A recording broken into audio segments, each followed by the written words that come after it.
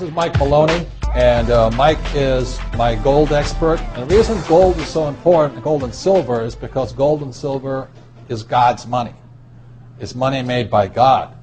And then in 1971, the U.S. government, under President Nixon, took God's money and turned it into man-made money.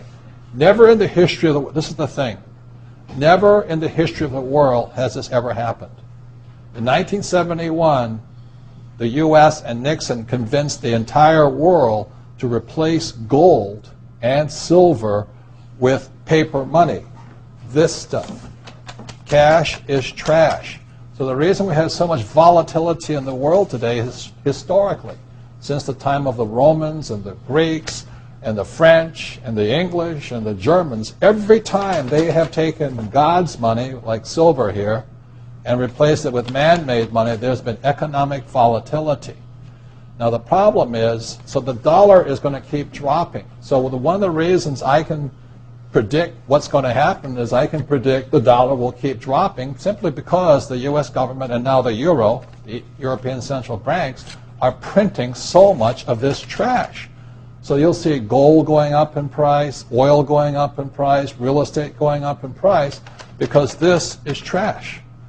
So that's what happened in 1971, has happened throughout history. And the reason this current election doesn't make any difference is the only person they can put this back in place is a strong, charismatic leader. People like Julius Caesar, Napoleon. That's why they were such great leaders, was they actually replaced this with this. Unfortunately, we do not have that person among the candidates. I know Ron Paul, philosophically, I agree with him as closely as possible, but unfortunately I don't think Ron Paul has the chutzpah, as my Jewish friends would say, to change this whole thing. So there will be more this printed than ever before, which means the dollar keeps coming down and other things keep going up. And that's really what's going to happen.